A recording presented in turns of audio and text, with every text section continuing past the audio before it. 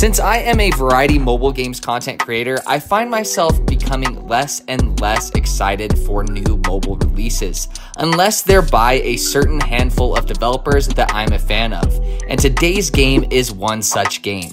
Don't forget to leave a like, pop a sub, and comment down below what you're currently playing on mobile, and let's get right into it.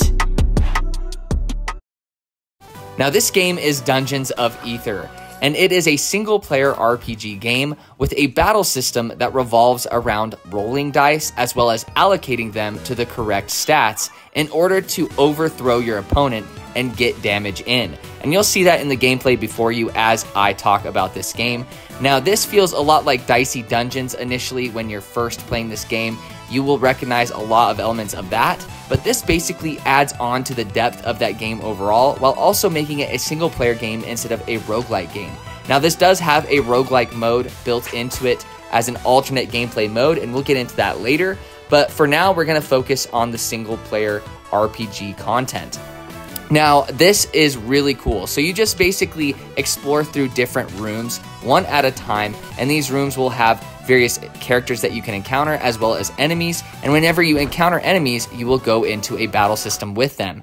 And a handful of dice will be thrown, and they will be random different colors, random numbers, and you and your opponent will pick from the same dice pool one at a time and allocate these dice to certain attributes. And depending on where you allocate these dice, you can also move them in between these stats as you go. So you really have to pick and choose what you want to do. So say your opponent has allocated a lot of attack dice, which are the red dice, and they are overthrowing your defense. You might want to utilize some dice to put into the defense category if you can, so that you can block that damage. Or maybe you want to have a higher speed so that you can attack first and kill your opponent even though you have no defense, which is really interesting. So you kind of have a mix and match, and there's a lot of depth and strategy and decision making, especially off of what your enemy does. And the enemy isn't stupid either. Like, I find the enemy actually making some smart decisions every so often, and I really have to stay on my toes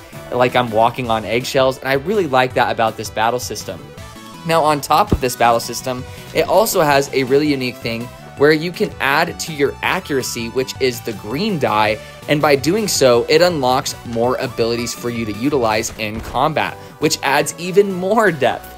And then on top of that, there's equipment that you can equip in order to manipulate statistics too. So it's Dicey Dungeons, but it feels more fleshed out, and I love this art style, I love this sound design, and I love that it's single player. It's actually pretty refreshing. I feel like everything is a roguelike now, which I still enjoy, but I feel like this is going to be refreshing for those of you who are really sick of roguelike games. And this is super solid and well done. But if you don't want a single player RPG, there is also another mode where you just try to plow through the game all at once with no restarts, no save points, and it's a roguelike mode basically.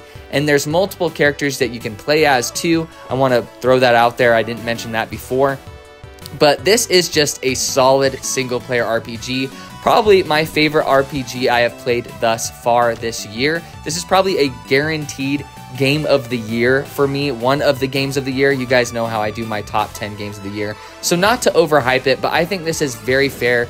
And this developer just proves time and time and again that they make great games. But I hope this helped you guys decide whether or not you wanted to buy this game. I didn't want to do a full-fledged review. I've only played it for about 2 hours, but I can already tell after this 2-hour mark, this game is fantastic. And yeah, just go get it. The link to the game is in the description down below. Again, don't forget to leave a like, pop a sub, and comment, and all of that jazz. And I appreciate you guys watching. I hope you guys are staying safe, and take it easy.